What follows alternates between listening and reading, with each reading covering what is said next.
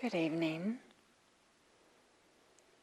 So tonight I'd like to continue the series that I started on Refuge. So 2 weeks ago I spoke about refuge in the Buddha. And last week I talked about refuge in the Dharma. And you probably won't be surprised when I say that tonight I'm going to talk about refuge in the Sangha. And so the first week I talked a little bit how refuge is an orientation, and then the second week, refuge as a transformation. And tonight I'd like to talk a little bit about refuge as an emotion. Maybe to take refuge, to go for refuge. In some kind of way we might consider it as maybe a type of homecoming, a place where we feel safe, where we feel secure. Maybe we feel a sense of integrity, or we feel sincere. Or maybe there's something that's not even quite clear what it is, but just a feeling like, oh yeah, okay, this feels like home. I often hear people describe their experience when they're discovering the Dharma as being like that. A sense of homecoming, where they feel more open or connected, or maybe with a certain resonance. So that might be one way in which we can understand refuge as this movement of the heart, or maybe something that's not quite so clearly articulated in the mind, but a feeling of rightness, maybe, something like that. Sometimes this expression of I'm going for refuge in the Buddha, Dharma, and Sangha is described as refuge in the 3 gems, or the triple gems, or the 3 jewels sometimes. We have that expression too. And the commentaries expand this by saying that the word for gem, ratana, could also be interpreted as that which induces, brings, produces, and increases delight. So going for refuge is associated with delight, is this feeling of, well, maybe uplifting, or maybe even a type of gladness, or of course, a certain amount of happiness, or kind of, it's associated with some positive internal experience. I don't know, I love this idea of that it's something that maybe it increases delight. To go for refuge is something that's a pleasant experience. It's not something that's born out of obligation, or a sense of this is what I should do. But instead it's a feeling of coming home, a feeling of ease, a certain well-being, which may be a vague, diffuse experience, but the sense of maybe being aligned with something that's important. So I've been talking about the Buddha and the Dharma, and I'll talk about the going for refuge in the Sangha. But there's also those things that we maybe unknowingly take refuge in, which turn out not to be so helpful. And some of the internal things that we take refuge to, and we probably wouldn't use this language, but if we consider it, we might notice that our mind likes to go to different places for refuge. It's as if the mind believes that there might be some increased safety if we just plan and plan and plan, or if we just worry and worry. If we just worry enough, then everything will be safe. Or if we just figure everything out, then we'll be safe, and we'll find a secure place. Or maybe if we're just critical enough and complain and critique ourselves and everybody else, the environment, the whatever experience we're having, and just criticize it and complain about it. These might be ways in which our mind is trying to find some safety. And maybe if we have the sense, if I just become more perfect, if I just improve myself in some ways, this never-ending self-improvement project, then I'll be able to be safe. Once I get to, these forever moving goalposts, as soon as I get to this, well, okay, maybe really that. And these habits of mind, these movements towards trying to find safety in these types of ways, I'm sure we've adopted them because at one time, or maybe sporadically, maybe sometimes, they do provide some safety. Maybe they do provide a little bit of a sense of well-being. But maybe they're not always the sense of refuge that they have been, or maybe they're just simply no longer a sense of refuge, but it's a habit now, and we can no longer, it's so familiar that we don't even recognize that we're doing it. So these are false refuges, some of these habits of behavior or habits of mind. And there might be some external false refuges as well. That is, refuges that are not our inner life, but the way that we show up in the world, or what we are working towards or wanting to move towards. Things like work, our livelihoods, or our finances, or maybe relationships we've had, or things in society being a certain way, or our health. And when these change, which of course they do, it becomes really stressful when our well-being was dependent on them being in a particular way, having a particular title in our profession, and then when we retire, having a little bit of a crisis or some difficulties, or maybe any identity that we might be taking on, or ways about our health, capabilities that we might have, or bank accounts, all kinds of things that we believe are going to provide security and safety. And it's not that they don't, but they're not complete safety. They're not true refuges. They're not infallible. And there's a verse in the Dhammapada that talks about this. It goes like this: people threatened by fear go to many refuges, to mountains, forests, parks, trees, and shrines. None of these is a secure refuge. None is a supreme refuge. Not by going to such a refuge is one released from all suffering. So here is this, taking it literally, like going for refuge. They're going somewhere, right to the physical locations, trees, parks, forests. Probably they didn't have bank accounts back then, right? But this idea that it was something external, that as long as they were in some particular physical location, would they find some safety?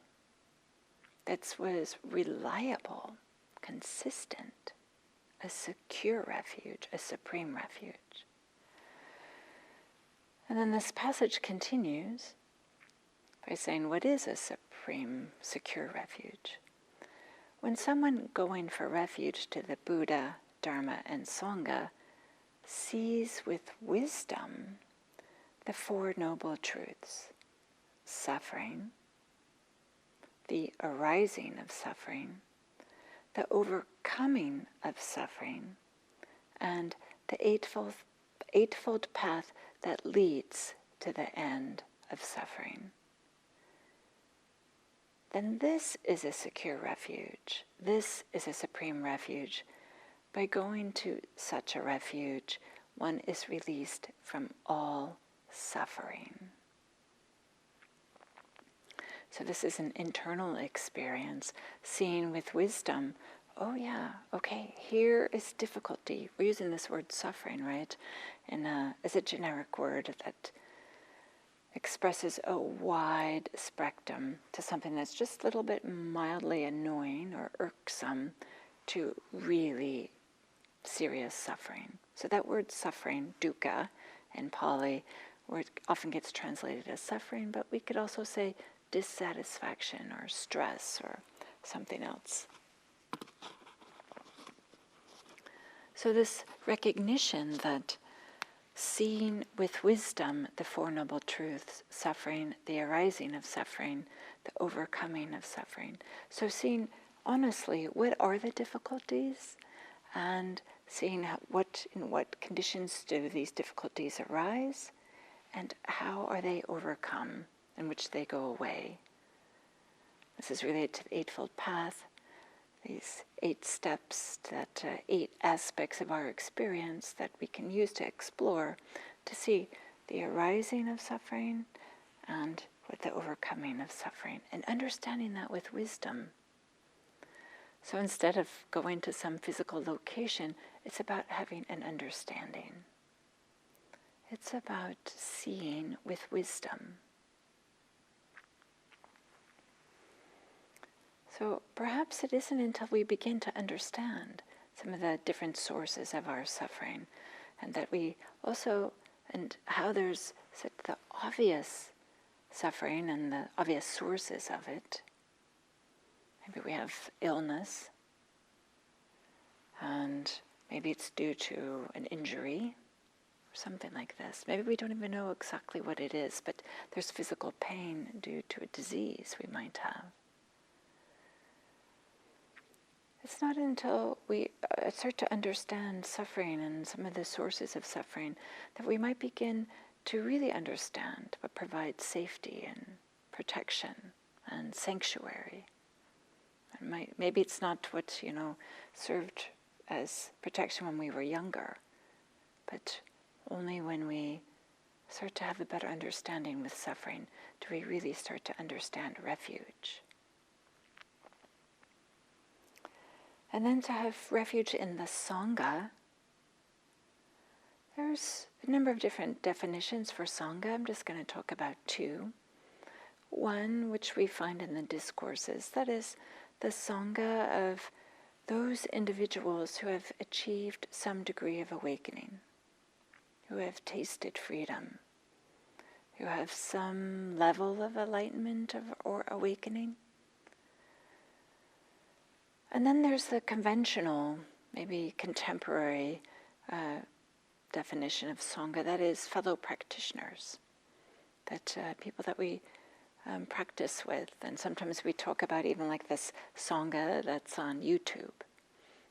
Those of you who sometimes put in the chat box, hello from in your location. It's a beautiful thing. I find it very sweet and touching.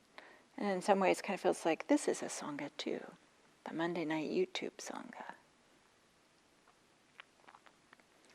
So I'll start with a little bit about the Sangha of those individuals that have achieved some awakening.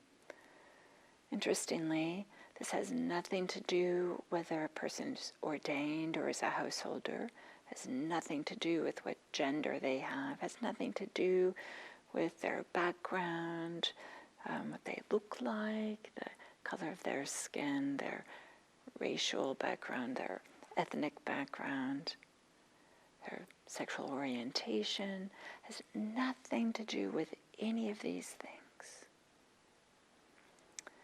Instead, it's related to what they do. So, going for refuge in the Sangha is related to, it's not said explicitly, but the language is exactly the same. So in my view, it's implied, similar to this practice of both recollection of the Sangha, that is, bringing the Sangha to mind as a formal practice, And when you do that, like, who is the Sangha that you're bringing to mind? As well as having unwavering confidence in the Sangha,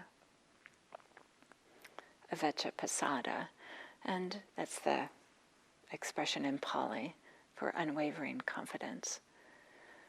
And the way that the Sangha is described in this way is the Sangha of the Blessed One's followers, that is, the Buddha's followers, who have practiced well, who have practiced straightforwardly, who have practiced methodically, who have practiced masterfully. I feel really touched by this, actually. There's something actually really inspiring when you see that someone has really, maybe we might say, excelled at their craft. Or, I don't know, what comes to mind is live performances or athletic events. I've had this experience, and maybe you've had similar experiences. I'm bringing one to mind where seeing a performance where this person was singing, and her voice, it just felt like, I don't know, like all of her being was coming through the microphone, and it was just something magnificent. I just felt myself, like the hairs stand up on my body, and I had like tears coming down. It was just such a beautiful expression.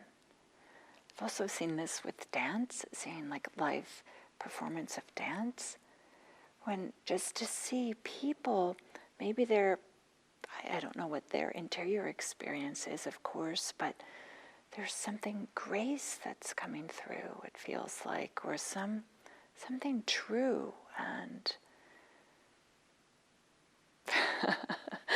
I don't know what the words are exactly, but it feels like these are people who have practiced well, straightforwardly, methodically, masterfully.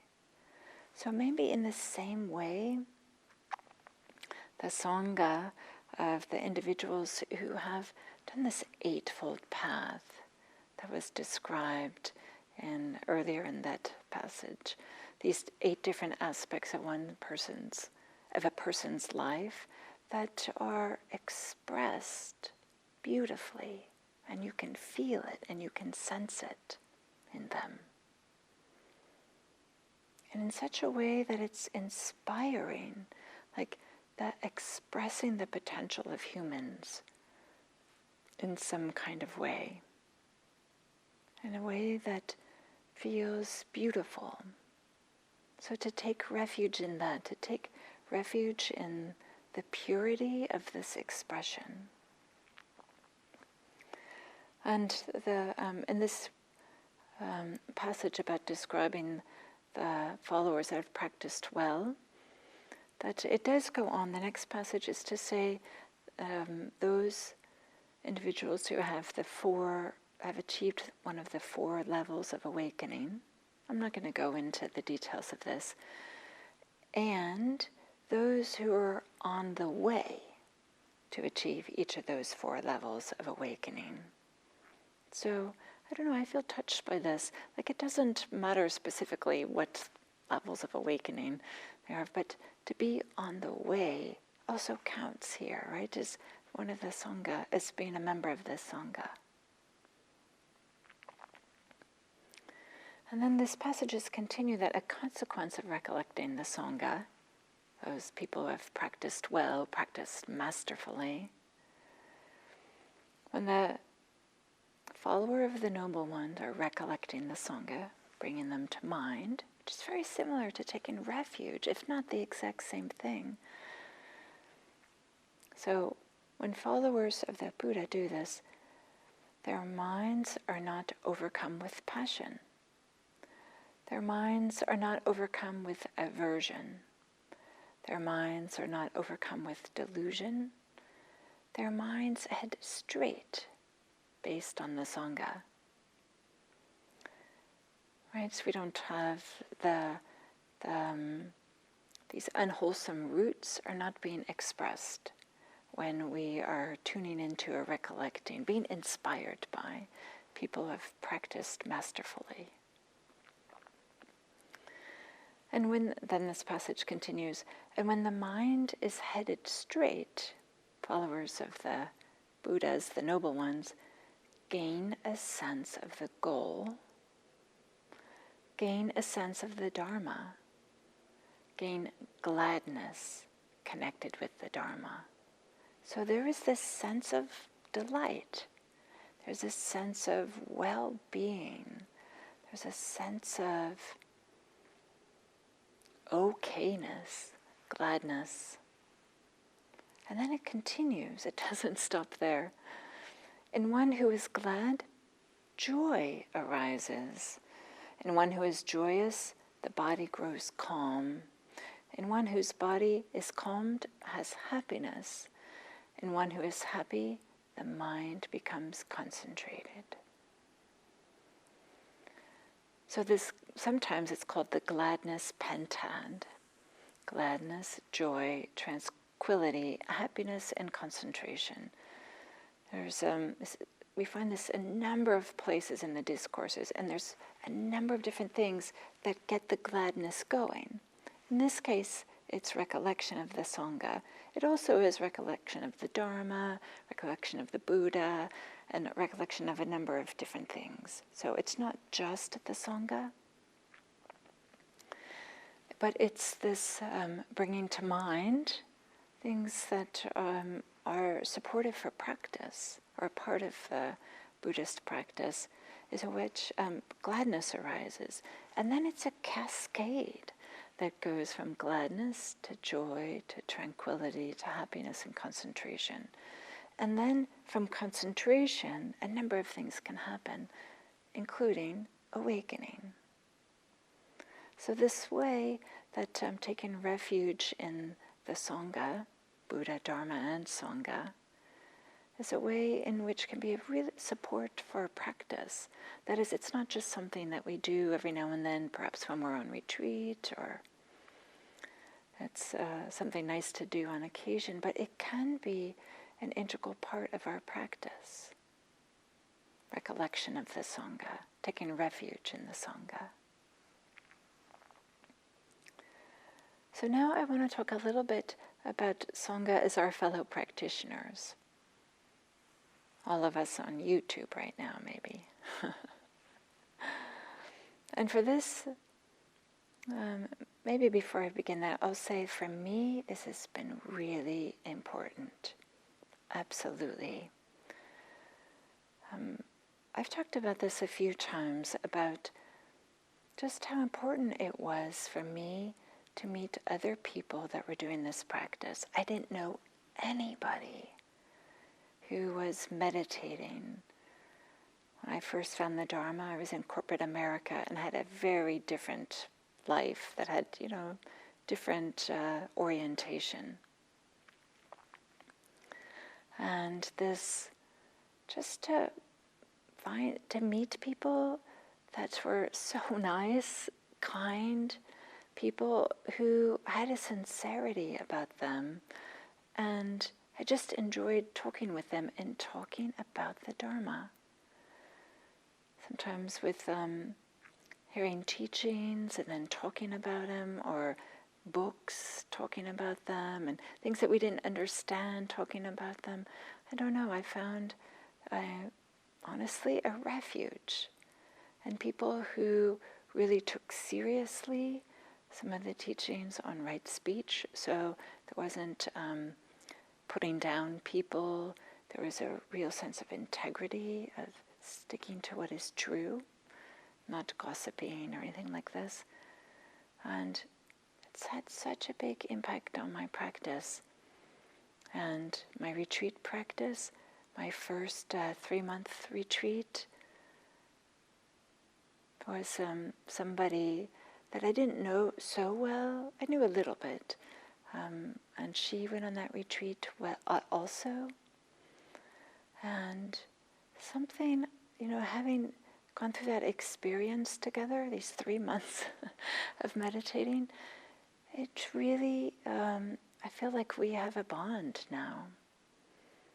That even, we didn't speak, of course, for those months, but just sitting together hour after hour, day after day, week after week, month after month, there's something, a bond that happens, and it's been such a huge support. It's a huge support to have other people that have that experience, to do that with others. So I just share from me, and even like it's a scene here on YouTube in the chat box, it's a support for all of us. So I think all of us have, in some way or other, of course we're influenced by others, and the support that it provides, maybe directly, maybe indirectly. And there's a little discourse that tells the story about this, and it's about Megya. Megya was the attendant to the Buddha. This is before Ananda was the attendant. And Megya wants to go and meditate. Earlier in the day, he saw a mango grove that was really attractive for meditating, and he wanted to go. So he said to the Buddha, I'd like to go meditate in the mango grove that I saw earlier. And the Buddha says, no, it's not the right time. The Buddha likes to have an attendant, and it was just the two of them, and if Megya left, the Buddha would have been alone. And then Megya asks a second time, and he says something along the lines of, I still have work to do, you don't have work to do, but I do. I want to go meditate. And the Buddha says, no, I think you should wait. Megya asks a third time, and the Buddha says, okay, if you asked a third time, which is often kind of the tradition if you ask 3 times. So Megya goes and meditates, and while he's meditating, he exclaims, it's amazing that even though I have ordained, even though I have gone from the home life to homelessness, I am ensnared by these 3 bad, unwholesome thoughts. That is to say, by the thoughts of sensual pleasure, thoughts of ill will, and thoughts of harming. So he's just amazed, He's and he has reportedly maybe the best meditation teacher that has ever existed, and he has opportunities to practice, but still he had these experiences of all these unwholesome thoughts arising and disturbing his meditation. So he goes back to the Buddha and reports what's happened. And the Buddha responds, Megya, for those whose freedom of mind is not fully mature, there are few things that lead to this maturity. And what are they? The first is to have a good friend, a good companion, a good comrade. This is the first thing that leads to greater freedom of mind. I appreciate very much its good friend, companion, and comrade. 3 synonyms. Maybe these have 3 different levels of intimacy. Maybe it's somebody that we don't even know, but just knowing about them, knowing that they're meditating, knowing that they're watching YouTube, or whatever it might be. Maybe we've only seen them on Zoom, haven't ever interacted with them. But the Buddha saying that this is the first thing that leads to maturity of freedom of mind. So taking refuge in the Sangha, those who have practiced in such a way that we feel so inspired. And maybe some of those people are our friends, companions, and comrades. Maybe they're not. Maybe they're just fellow people walking the path. But taking refuge in knowing or having companions on this path. such a big part of our practice. So may you take refuge, may you find safety, protection in the Buddha, the Dharma, and the Sangha in a way that supports you and supports your life, so that we can support others, so that our practice can be maybe an exemplar for others, or maybe just building those bridges that need to be built, or offering support where support is needed. Thank you.